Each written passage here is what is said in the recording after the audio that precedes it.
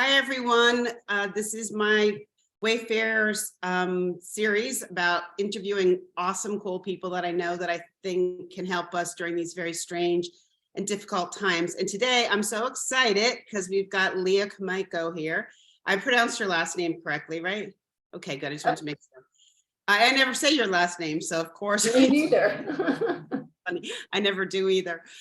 So Leah is one of my most treasured, brilliant friends. She's highly creative, and she's the only person I know who has both Maya Angelou and an Oscar-winning actress, Jamie Lee Curtis, who just won the other night, giving her rave reviews about her amazing work. And what Leah does is so special, and that's why I'm so excited to talk with her, because she has this incredible ability to creatively and intuitively figure out your story. So whatever kind of business you have, whether it's a big corporation, and she's worked with companies like Disney and Cliff Bars and tons of others, you can go to her website. We'll give you all that information. And she's able to do for big clients or little clients. I've sent a lot of my people that I do astrology charts for to her, because a lot of times people get stuck and they can't figure out how to get to the next level. And usually the problem is that you're not telling quite the right story. And both Leah and I have a similar background in the world of children's books. And I think we're very similar in understanding that if you can keep the attention of a child, then you can keep the attention for an adult. Do you agree with that, Leah? I never thought of it like that, but yeah, it's very clear. Yeah, I guess that's true. If you can keep the attention of a child, you can keep the attention of an adult. So I think companies, like when they're doing their advertising and their marketing plans, if they don't grab you in the first 10 seconds, you're done. And what's happened, because we live in such a fast world, that the attention span of most people is extremely small. So you've got a very short window of time, and a lot of it is about voice and presence, and also just how you tell the story. And you're just a genius at that. So I wanted to talk to you today about the crazy world we live in now. And I just want to know, with all the people that you talk to, because you have such very interesting clients who are making a difference in the world, what are you noticing is the biggest problem that's facing your clients these days? I'm going to say the biggest fear that I think the problem people are facing is that they don't know it's okay to be confused. I think that's a lot. It's like, I'm supposed to have this together. I should know. I don't want to admit that I don't know. And I think the answer should be very complicated, and I should be a big adult. I should really be adulting here. When this is a time, I think, to do a lot less adulting and take a serious look inside yourself in a different kind of a way. So yeah, that's a really good question, Leslie. I think, the people are just afraid to say, I don't know, which is always like the chronic thing. I know that's a hard one for me a lot of the time. And also, nobody knows. That's the whole point. Nobody knows what's going on, but nobody wants to say, I don't know what's going on, even though we all know what's going on. We're all kind of walking around going, what's going on here? I don't get it.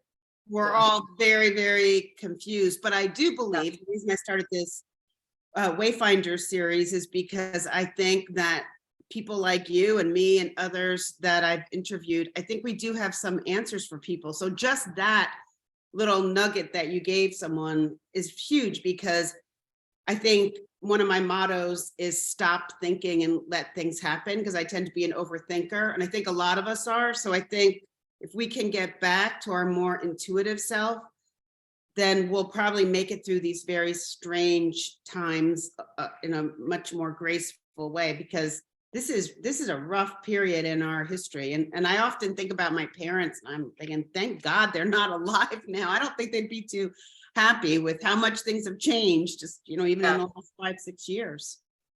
Yeah, I don't think my parents would be that happy either. And then I think that they weren't that happy with the changes that were happening at their period of time either. So I think that no matter when you live, not that I've lived in that many times, but no matter when you live, there's things going on that you're going, I don't like it. I don't get it, but this is bizarre. This is Yeah, another world. this is otherworldly, very, very bizarre stuff now. Yeah, yeah. We have the pleasure, some people say we have the pleasure of being here to experience this. So Yeah. on a different note, tell me more about your background in the world of children's entertainment, and even you were a stand-up comedian for a while, correct? But yeah, I was, first of all, what I wanted to be when I grew up was a writer. I wanted to be a children's writer. That's how it started. And yes, I was a stand-up. The long and short of it is that, and I love kids stuff. And I don't think I would have learned how to read if it wasn't for the fact that my mother read kids books to me. My mother was ill a good deal of her life, but when she read kids books, she kind of came to life. She was in good shape. And so that made a big imprint on me. In the world of kids books, I thought, oh, this is going to be easy selling kids books. It would come to find out, having now worked in other areas of publishing, having published, it's not that easy. So, I've published a lot of books for kids, as have you, Leslie. I've published a lot of books in rhyme, very unusual rhymes. I got a lot of recognition for the fact that my rhymes and my rhythms and my beats, because I love music and I love music and words. So when people talk, I hear the music and they're, I'm not hearing like angels singing or anything, but I hear the rhythms and beats of their words. And so I started writing kids books, and I went around and I spoke to over 100,000 kids. And when I was writing for kids books and being with 100,000 kids, and it was such a hoot to be in rooms with like 200, 500 kids at a time, it's completely natural for me. But I would not have been able to do that had I first not had a divorce and decided the only way I was going to recover was trying stand-up comedy. So I was at the Improv. I went in there and I said, I can't afford therapy, but I want to see if I can do a good routine about my ex-husband. And the guy who owned the club went, funny, get up there. So, but anyway, I was not that good. But the point is that I bombed with what's the Tennessee Williams line? I hope I've got the right playwright. Always depending on the kindness of strangers. There were very few women doing it at the time, and people were kind to me, and my writing was good, but it wasn't for me. But I did that, and after that, I thought, if I can do this, I can speak to anybody, and that's how I feel about the kids market. If you can reach a kid, you can reach anybody. Forget Frank Sinatra. If I can make it there, I'll make it anywhere. If you can reach a kid, if you can reach a kid and get their attention, and I think children actually have longer attention spans than adults. Really? Yeah, I do. I do. Of course, I'm not teaching in schools now, like a couple of friends of mine who are just saying the kids are off the walls at this point in time. But I find the kids, at least they're intrigued. At least they're willing to give you a chance. That's true. Adults check out much faster because the adults know everything. And until you get to about the 5th grade or so, you don't know everything. You don't know anything, but you don't know everything. So you're in the safety zone. What do you think happens in the 5th grade? Why that age? 5th is really precedent. 5th, maybe 6th. I think that you start recognizing that there's girls and boys. I think that also, when I'm in a classroom and kids have been sitting on a gymnasium floor for grades kindergarten through 4, and they're in the 5th grade now, they pretty much get the drill that it's hard on that floor and they don't want to be down there. But as far as actually their attention span generally, I don't know. I think you start to feel like I'm an adult and I know everything. I think that's when it starts to, you start, okay, I know this already. I know this already. And then we start knowing everything already, so that by the time we reach a pandemic, we're afraid to not know something. Like, what's going on here? Is actually the word that comes to mind is the word smug. What a weird, That's a great word. Smug, it's a weird word, but a great word. Yeah. Weird word, but it's sort of that attitude of, I don't need to know anything, or yeah, I know everything I already know, and that attitude. And so when you ever encounter that with a client, how do you break through that? Because I have seen this attitude when I'm teaching my creativity workshops in the corporate world, and have figured out ways to disarm people to get rid of it. But that's smug, arrogant. You don't have anything to show me. If we could help people understand how to get people's attention when it's important, it'd be really useful. So what do you think? I'll tell you what I think after you tell me your pro. Actually, you're such a pro. I want to know from You go. first. Tell me first, and then I'll see if I can copy you. What do you think? So I remember once I was teaching at Embry-Riddle Aeronautics Space Engineer School up in Daytona. I forget the exact name, Embry-Riddle. Anyway, I was doing this creativity workshop, and back then my entire background had been as an artist and writer of children's books. And you can tell these were astronauts and engineers. They were all men. They were all very scientific, and every single one of them sat there with their arms crossed and looked at me like, what are you doing here? Why did they hire you to come, an artist who works with children? And what I did was I keep people off balance so that they have no idea what's happening. Because if I lose control of anyone, I'm done, completely done. So the way to get people to pay attention is to throw them a curveball and throw them off so that they don't know what you're going to do next. And then once you realize that everyone is exactly the same, and if you're an astronaut, you're the same as the janitor, the same as the president, the same as the doctor, or I just think everyone is exactly the same, because I look at everyone as if they're 5-year-old children. And I think children and adults both want to be entertained. And if I can't figure out a way to make it interesting, then I'm failing as a teacher.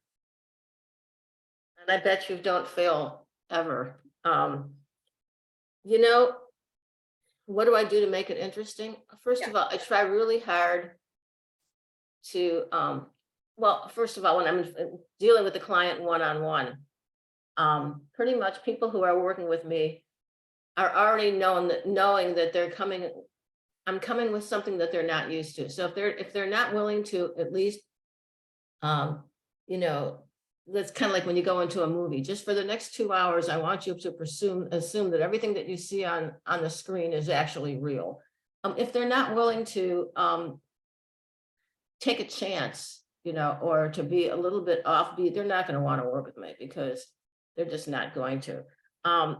But how do I keep them from that? What I do is I start a lot of the time with people. I mean, I've been in big conferences where I've reached what you've done. I walk in and everybody's like, oh my God, what is this? You know, and I will start by telling a story, the most recent story that's happened. I try not to prepare, and I just go for the most recent story that's been around me. So I was speaking at a conference not that long ago, and the story was that I had just been on a plane flying there, and this guy was a very nice man sitting next to me, an executive or something, had just come from someplace, and he was telling me all about their business. And he said, what do you do for a living? And I said, well, can I ask you a quick question? I said, do you remember can you tell me what your company's story is? And he had no idea. He said, I don't know. I said, okay, so do you remember the first kids book that was ever read to you? Because I'm like totally into kids books. But I didn't tell him that. And he, all of a sudden, his whole demeanor changed, Leslie. And he looked at me and he went, Danny and the Dinosaur. And he started talking about that book, and I started asking him questions, and he totally was disarmed. Now, the reason why he was disarmed is because he realized I was on to him in a wonderful way. When I talk to people in a wonderful way, it was not like I was, being confrontive or anything. I was on to him. I could hear who he really was in the most wonderful way that was delightful for him, and that could make a business different to his business. And by the time we got off the flight, he was asking me if he could pay me to, can I set up a couple of sessions with you, because I want to read the book to you, because when I hear people, and he was on his computer, changing all the programs around for people at his company. So I give people a chance. People get caught off guard, like what you're saying. That's exactly what I do. Yes. Caught off guard with how delightful they once were. That's it. That's perfect. Yeah, they lose it. Yeah. And for whatever weird reason, Leah, you and I are not little anymore, but I still remember exactly what it felt like to be 5, 6, or 7. You probably do too, but you did exactly the same thing that I do. I throw them off balance. I redirect them because I cannot reach anybody if it's just through logic. It's just not that interesting to me because creativity does not go A, B, C, D. It goes A, F, Q, Z, W, and you have to be able to go to all those different places in order to get the best or most original outcome. You know, it's like what you just said ties into what probably somebody who would have loved meeting you once said. And his name was Albert Einstein. You and he should have met each other. Thank you. And he's got a quote that said, logic will take you from A to B. Your imagination will take you everywhere. You know, Oh, wow. and Exactly yeah. yeah, just where you're coming from. When you become successful, when you become degreed, when you become the president of the company, when when you have a whole lot of books out, and then I did a memoir and there was a movie with it, when you become a big shot in your own mind, which is great to enjoy your own accomplishments, but you begin losing stuff. You become afraid of what you're going to lose. Oh boy, I once had somebody teach me that lesson a long time ago, and I've mastered that one because that's a scary one because you can literally lose all of your gifts. Can you tell me a little bit about that? Sure. I was teaching at Rancho La Puerta and doing my creativity workshop, and I was brand new teaching it. I had just invented it for the guests at this spa where I've been teaching for over 23 years now. So I did a good job, and there was this guy there who sort of was like the guy you met on the airplane. He was enthralled with what I was doing, and he wanted to become my business manager. So he said, I'm going to pay you this amount of money. You're going to have this salary. We're going to work together, but you need to change what you're doing because you have no marketing plan. You're just winging it every time you go out there, and we need to collect emails. We need to figure out what people want. There was all this logic. So of course I'm thinking, I don't know what I'm doing. He's smart. He's wealthy. He's going to pay me to take over what I do. I gotta listen to him because I'm just out here just flying by the seat of my pants, which is what I've done my entire life. And then what happened is that the next time I went to Rancho La Puerta to teach, and I had his agenda in my mind, and I taught the exact same class, it was the first and only time in my life that I completely failed. The energy of me had changed because I wanted something from my students. Yeah. And I'm not here to take from people. I'm here to give.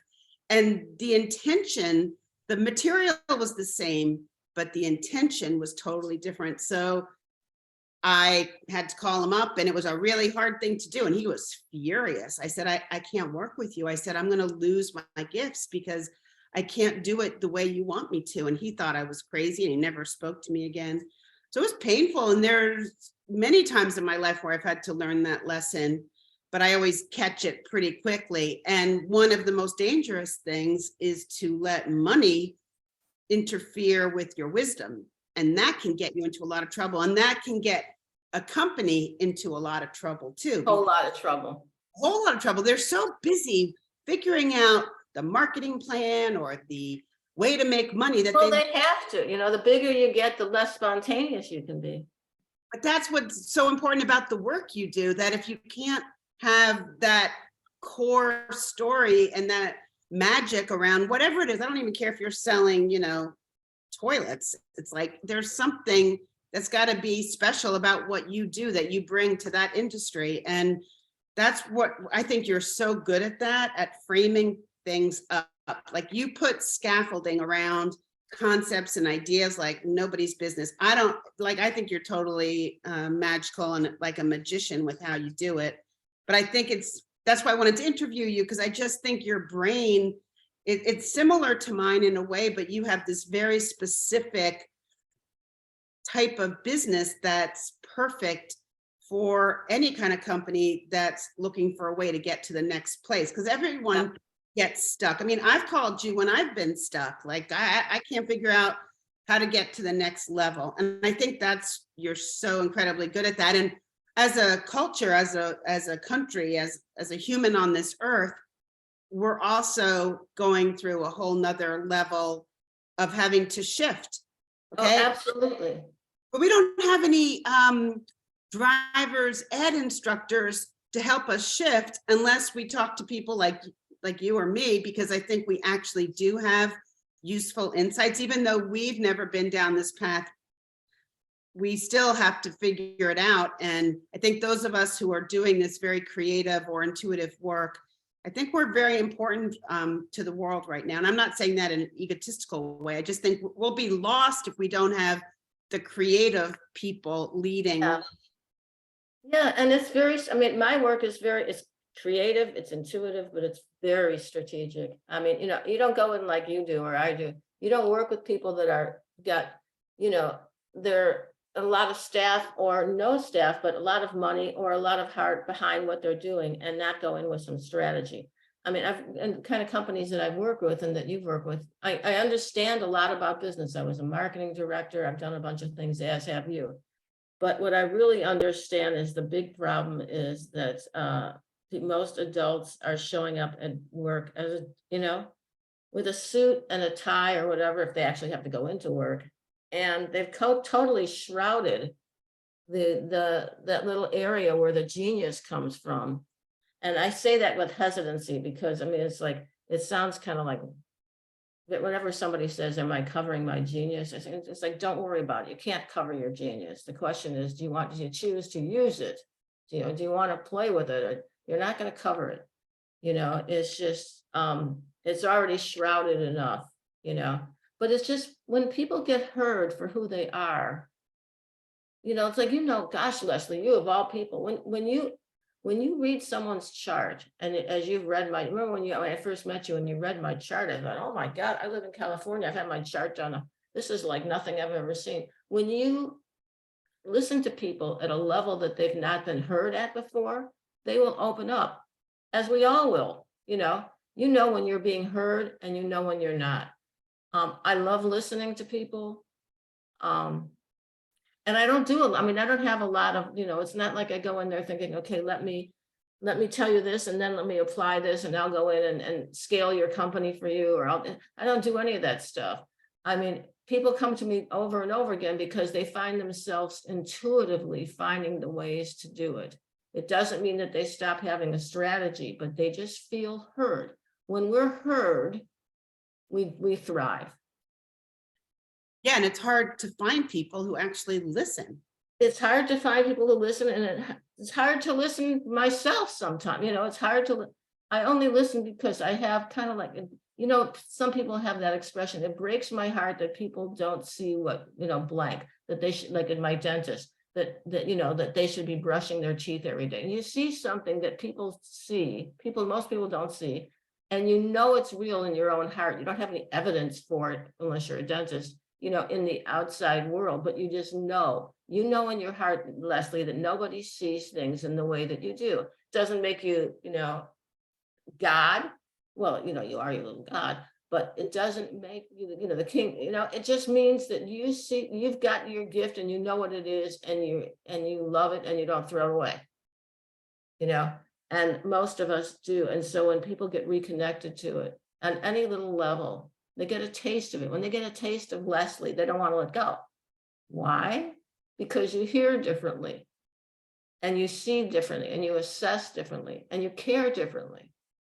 Well, I think you're the same as everything you just said about me, I would say about you. And it's such a rare thing to find because you have this incredibly strong business sense too. It's not just pure creativity. So it's this, some of the people I've sent to you, they still years later are just raving about what you've done for them and how profoundly you changed their direction, and they're more successful now. And that kind of wisdom, that's what this is. This is just pure outright wisdom. And yeah, I wanted to ask you a question about like these people that you work with.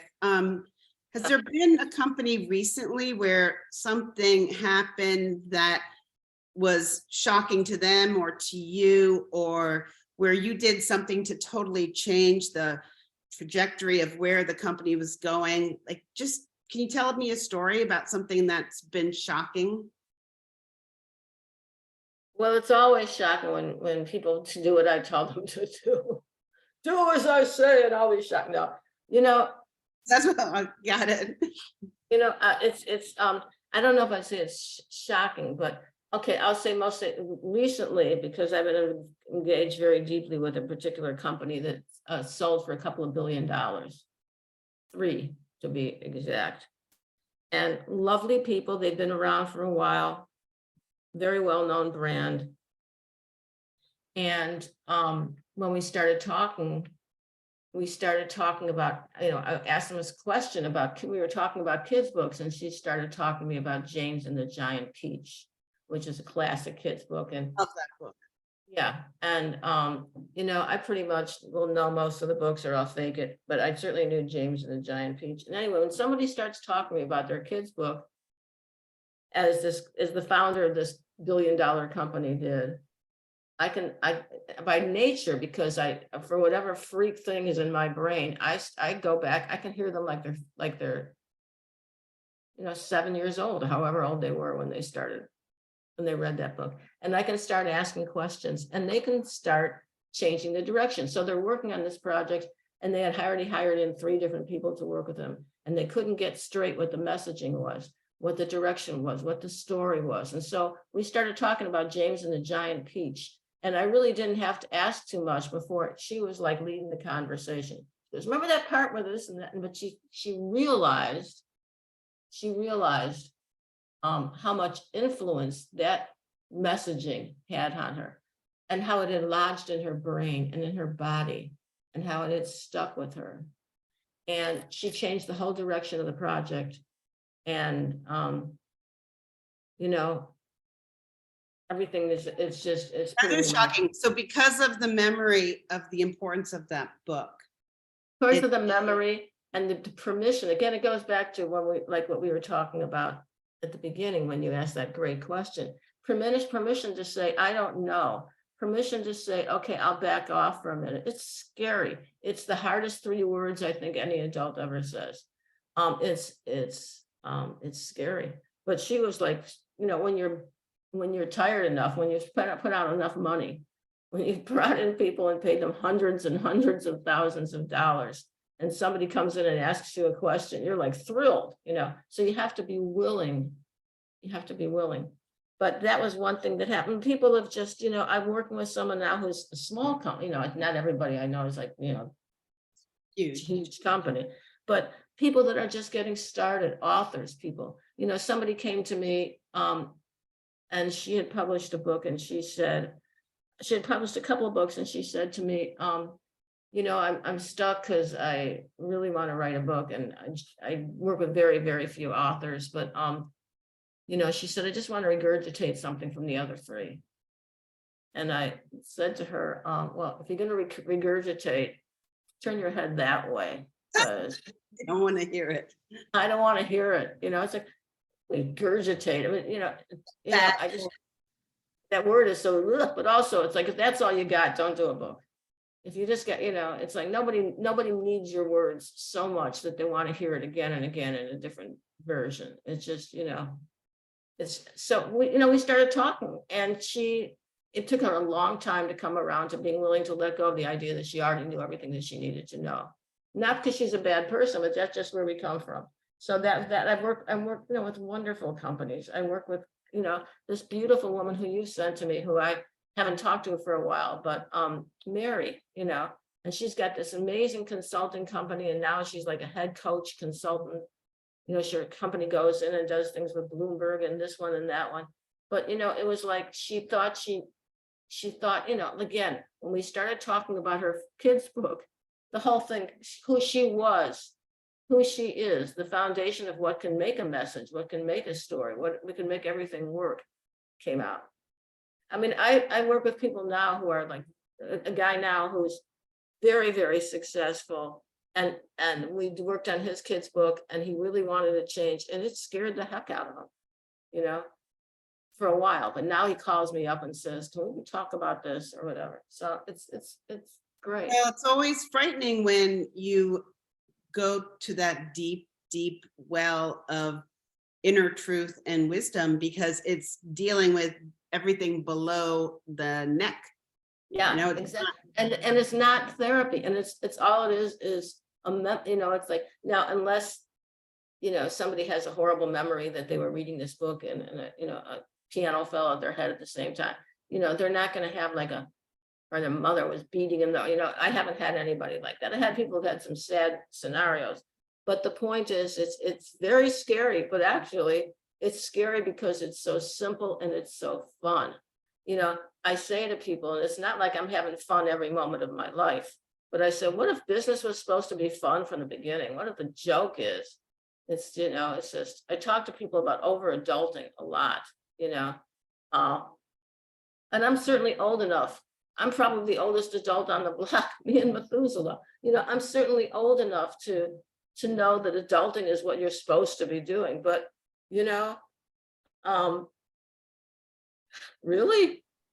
I remember when I was in my 20s, I was in New Hampshire and I was staying at a friend's house, and in the backyard, they had a swing. And there was this 80 or 90-year-old woman who would come over every afternoon and sit in the swing and go back and forth, back and forth. And I remember I'm in my 20s and thinking, wait a minute, old people don't do that. They don't go into a child's swing, but she did it every day. And I thought, now when I think about that woman, it made such an impact on me. I thought, that woman was doing it right. Like, forget about this grown-up stuff. Like, I think as we Yeah. get older, we should get younger. Yeah, I mean, I feel like that's what's happening to me in a lot of ways. And I think that as business mature, the deeper you think you know what you've got, the more it's time to start, looking at what else is possible. That's when you come in. So let me ask you a question. So I don't think I've ever told you what my favorite children's book was when I was 5. Did I? I don't think so. So I want to know, because you know me really well, I wanted to tell you what the book is. And I just Yes. I want you to show everyone who's listening what this process Well, I is. may have to ask you some questions and stuff. So Okay. let me So- ask you the question before you tell me. Let me ask it to you Okay. so that you can relax into this for a second. So Leslie, do you remember the first kids book that somebody read to you? Do you remember the first book ever being read to you? That I don't know. Maybe Good Night Moon. Okay. That book scared me a little bit. So that's Okay. that wouldn't be my favorite. It's the first one I remember someone reading to me. That's what I want to know. I don't want to know your favorite. I want to know the first one you remember that somebody read to you. That's interesting. Now, I'm curious now. I didn't know that. Why? I'm not sure. Because it's what works. Because, you know, it's before, I think it's because it's before we knew that we knew what we knew, Oh, you know? And before it- we knew we liked anything. Yeah, and it makes a dent. It make these baby dents in your psyche. I mean, when I discovered this for myself, I mean, when I discovered this for myself, one day when I realized the book, it was like, oh, it was like mind blowing. So I asked because I will ask you different questions and you will ask yourself. I mean, many times people will, I've heard people say, okay, I know what the book is. I know what to do. Then we're back to, I know. I get it. That's brilliant. So That was good good. night. You just twisted me around and threw me off guard. Bravo. Well, that's no easy thing. The queen of the pickleball. That's not easy to do to someone like me. Good for you. I'm impressed. So a good night moon. Okay, so good night moon. So I'll just ask you a couple questions and let's see what happens. Leslie, and although I have some that I can repeat, they're not like my boilerplate. Let me see, and I'll just be looking at you and thinking. So what, do you remember one of the first colors that comes to your mind that was on the cover of that book? Red. Okay, red. Okay, perfect. Now, do you remember, who was reading the book? My to you? mother. Your mother was reading, you remember the book was red. Do you remember where you were when she was reading it to you? In bed. That you were in bed, your mother's reading you this book, and it's red, and there's a first character or a first image that you see when you open the first page? Do you remember what that was? I think it was a moon. Okay, so you saw this moon. And Leslie, did the moon talk to you? No, Okay. Did the moon introduce you to, and I'm trying to remember the book. And did the moon, I mean, you're saying goodnight to things, but did the moon introduce you to another character?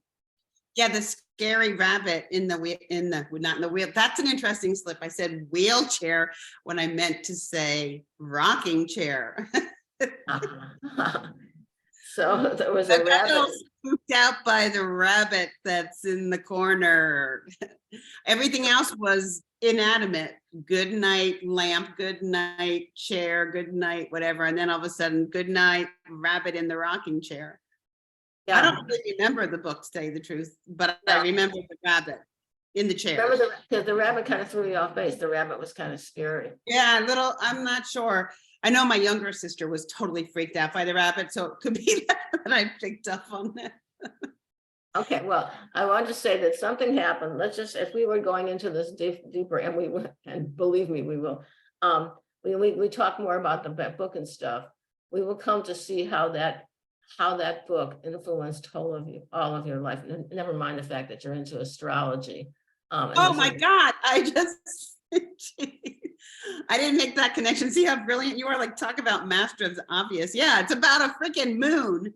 Yeah, it's about a moon, and there's this creepy rabbit in a rocking chair. I mean, what kind of a rabbit is in a rocking chair? I'll have to go look at the book. Do you remember the rabbit in the rocking chair? I have to confess, having moved recently, I have not opened up my books yet, which somebody said to me yesterday, you better open up those books. So I'm going to open up my books, but I don't remember that rabbit, but I do remember the whole book creeping me out. It creeped you out too. That's interesting. Well, first of all, I know the guy. I mean, I don't know if you know Thatcher Hurd, who is. Oh, yes. Yes. So Thatcher and I did a book together. And so I was, so anyway, I was very familiar with his parents' work and everything, but I wasn't I think what creeped me out about it is that, now that I think about it, is that it was so organized. It was like these things were supposed to happen to sleep. Bang, bang, bang. In my house. Go to sleep. Then you go to sleep. We have sleeping issues. It's like, I gotta take melatonin. It's like, it just seemed so normal to me because it just felt like where I grew up, nobody was, nobody was like gently rocking me to sleep or anything like that. We were lucky we had beds, So the point is that it scared me a little bit because it seemed like I can't, this is not the life for me, but all the colors and everything in that, but I mean, good night moon, hello astrologer, but also that rabbit. So if we were looking at your bed business and you were saying, I can't figure out why I'm stuck here or something, I believe it or not, what I'd be really curious about is talking about that rabbit. This is so brilliant. I'm now going to go buy that book. I don't even own it. And I'm going to study it. Oh, don't study. No, do not study. What you do is I need to read it. No, you're going to buy the book and then you're going to call me and you're going to read it to me over the phone. And I'm going to listen to what your voice sounds like. That's so.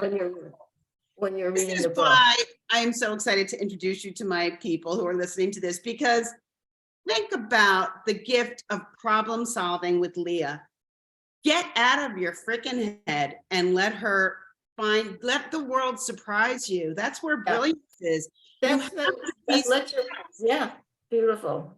Well put, Leslie, and then you take that into your business, but you can't take brilliance into your business. It's like your colleague, Albert Einstein said, I think it was him. It was either him or, somebody said, you're not going to solve the problem with the same mind that got you into it. Well, you're not going to come up with the same creative solution or an opening with the same mind that's been afraid it's just been closing.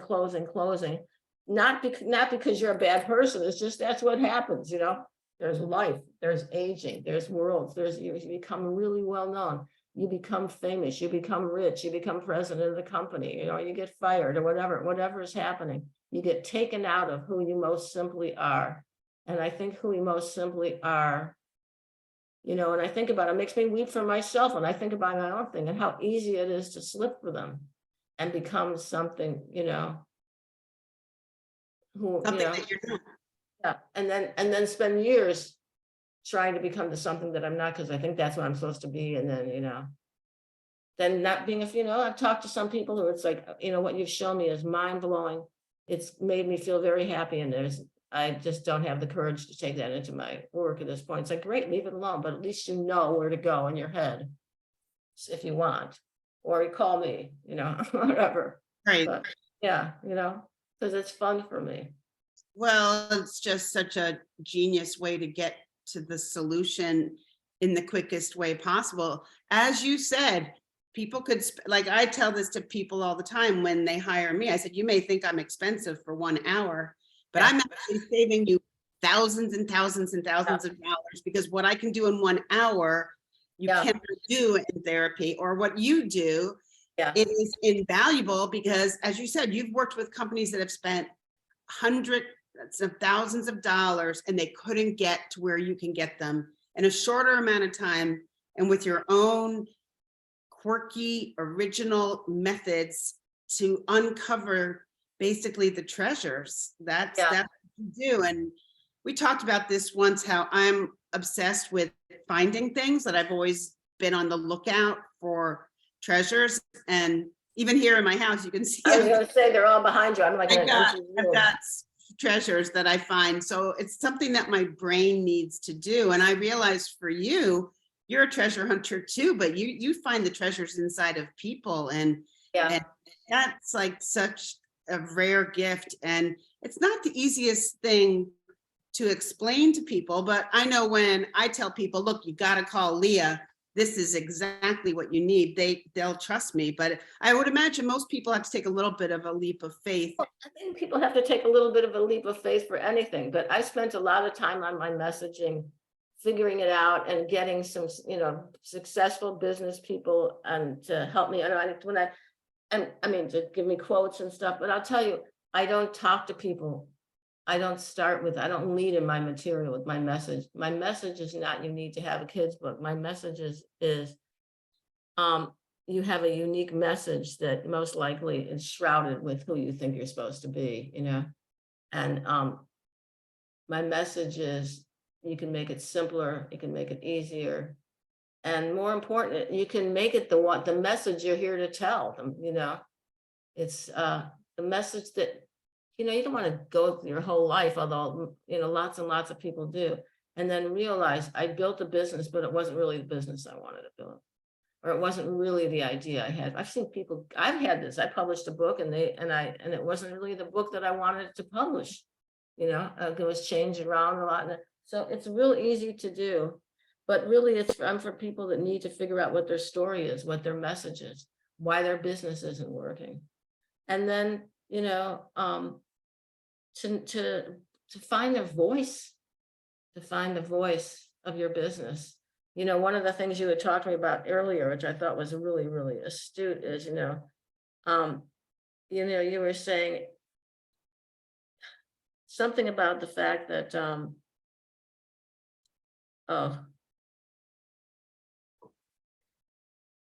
trying to remember here. Well, you were talking about the biggest problem that's facing the clients is they want clarity. They need clarity. And although you and I playing around, we're not playing, but we're not, you know, this could sound like this gets really unclear, but it makes things clear, very clear. But if I go into a company and I say to, you know, somebody, I like having companies work with smaller companies now, but if I'm working with anybody, I don't start with, if you tell me, I mean, unless they're already up for it, and they say, well, explain what you do. And I'll say, okay, what was the first kid's book you ever remember being read to you? And they'll be like, Scooby-Doo, you know, because the thing is that the reason why most of us don't get heard, myself included when I don't, is because what's hard about messaging is it's not about us. That's hard. The hard part is your messaging is never about us. It's never about, I do this and I do that and I do this and I do that. It's always about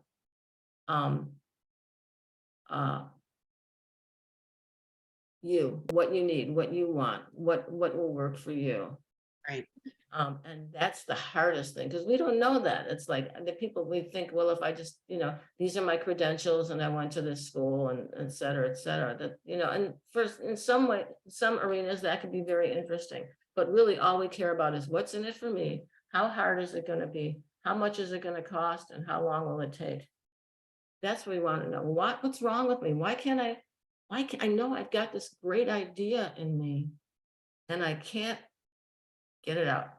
It's like I've got a fur ball. What's wrong with me? Why am I smart enough? And in these times, the brave amongst us are actually willing to say, what in the name of Sam heck is going on with me? It takes courage. I mean, I call people up and I say things and they think I'm being funny. When you and I talk, but I'm not being funny. When you and I have our conversations, it just seems very logical to me. It just seems logic. It's like looking at the world upside down and right side at the same time. I mean, the world's, it's like tipped on a couple of heads.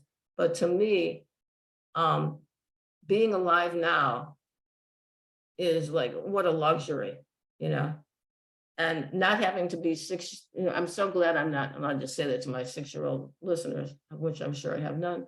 I would not want to be, to me, from my perspective, this is like incredible to get to witness this, whatever this is. So a 6-year-old coming into this world, A little different. Yeah. I got 2 last quick questions for you. When you ask people about the first children's book that they was read to them, you asked me about the colors. Yeah. Have you ever made the connection that the colors in that book should be in the colors for that person's website or their products? I don't make the connections. I let other people make the connections. If we went deeply, because you are like you're like the most multi-talented, brilliant artist I know. And you are such a color person that if we looked at that green and we went into it, sometimes they make the connection. Somebody will say, okay, I've got the wrong colors. I'm obsessed with colors, obsessed with. Yeah. See, I mean, as you can see, I'm sitting in, I've moved, not just, but I've been working it.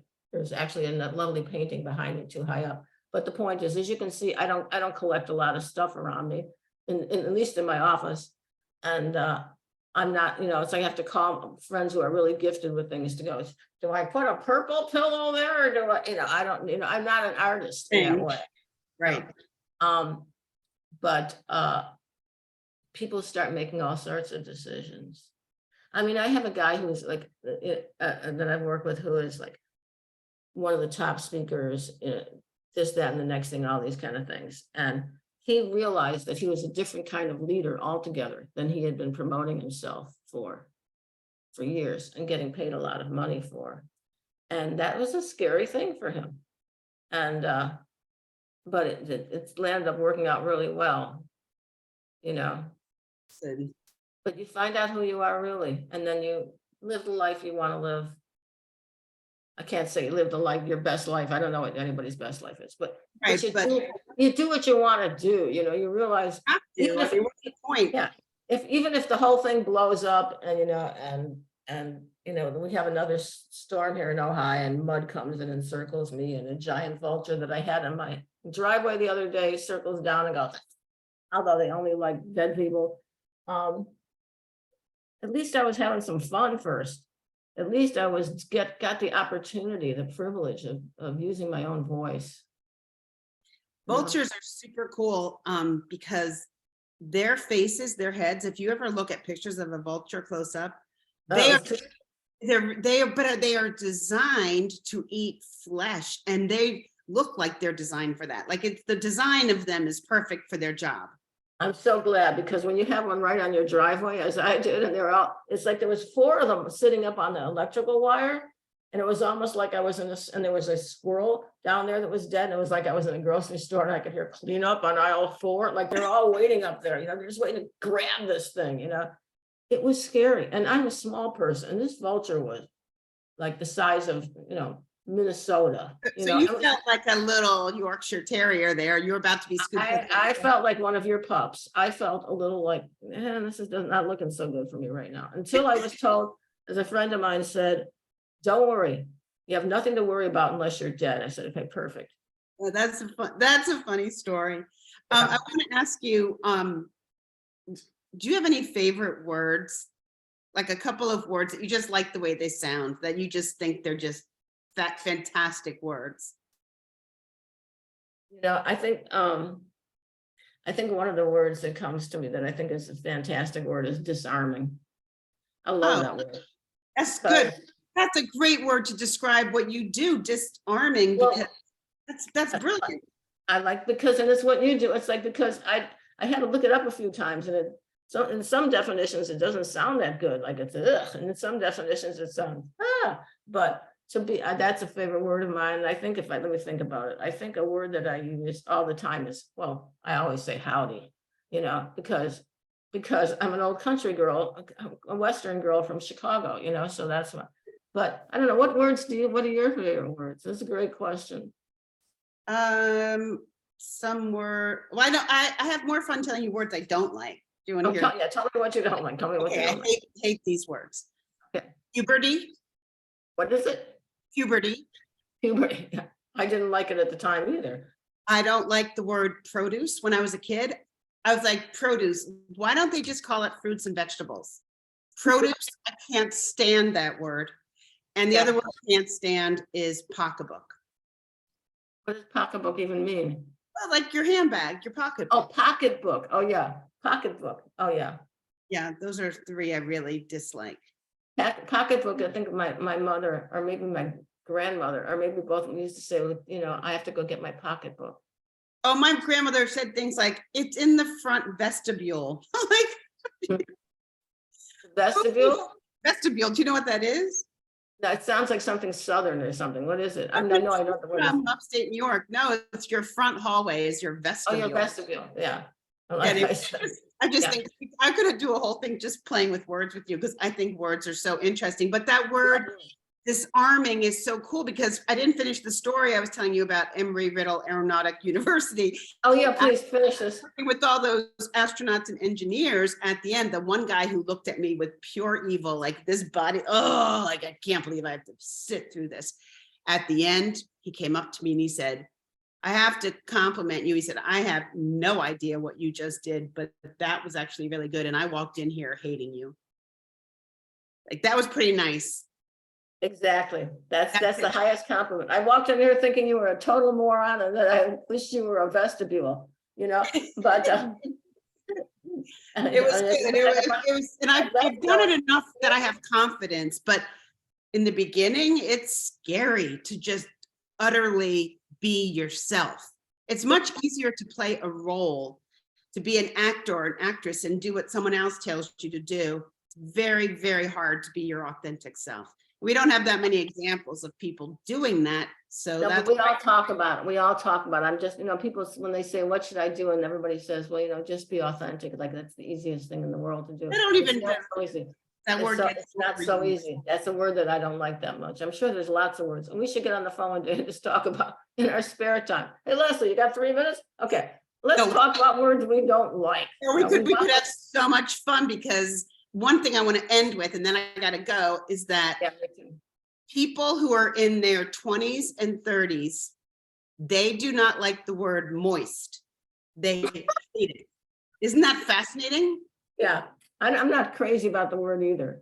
Well, it gets very bad rap. So just put that in the back of your head. These are, incredible pieces of wisdom I'm sharing with you. If I talk to any, well, actually, I have nieces in their 30s. They'll never ask them, ask anyone in their 20s and 30s what they think of the word moist, and you're going to get this visceral, like, I can't stand that word. Perfect. I'll call her when I get off the phone.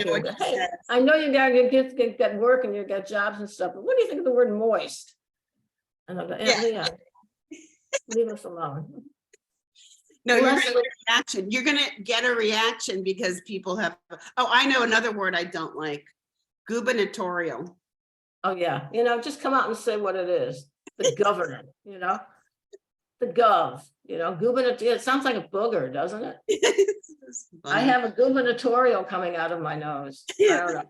Well, I'm beginning to pretend that I don't remember that you and I are on a YouTube video here, so I won't. That's what people are gonna love, because guess what?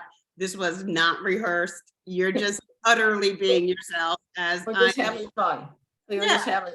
I mean, if you can't have fun, what is the point? Exactly, it's fun, and it's and seriously, you are Barbara Walters. Oh, thank you. You like my question. Are amazingly gifted and Thank you. such a treat of a human being. And you look, I'm looking at all the things behind you and I'm realizing I've got a painting, I've got nothing in here. But if you come, next time you'll come into my living room and I'll show you my pillows that finally arrived. Good. I don't know why it took We so should go long. treasure hunting together. That would be a blast. I got on the notice saying your pillows have been detoured through the Ukraine because they're coming from some other country or whatever. I said, Oh my God, that's what they said to you? well, they are. They're like, I don't know what the deal is. They were from Turkey and then they had to send them to Wow. Bosnia. I don't really know. But the point is this: aren't we lucky to be here? Aren't we lucky to be here? And I'm so lucky. I'm so grateful to have it. I love being with you. This is so much fun. Thank you for asking me to do it again. But everyone, find Leah at either you can email me directly or her website is www.leahkomaiko.com. Yeah. And I think it can connect if you just go to Leah K branding. I think it might still be. I'm not doing that. No, I just had my, never mind. Go to me.com and leahkomaiko.com or contact me and I will make you a personal introduction to Leah, but highly recommend her fabulous brain and beautiful heart to help you with many issues that we all have. All right, my dear, gotta run. Okay. Thanks. Thanks, everybody. Bye.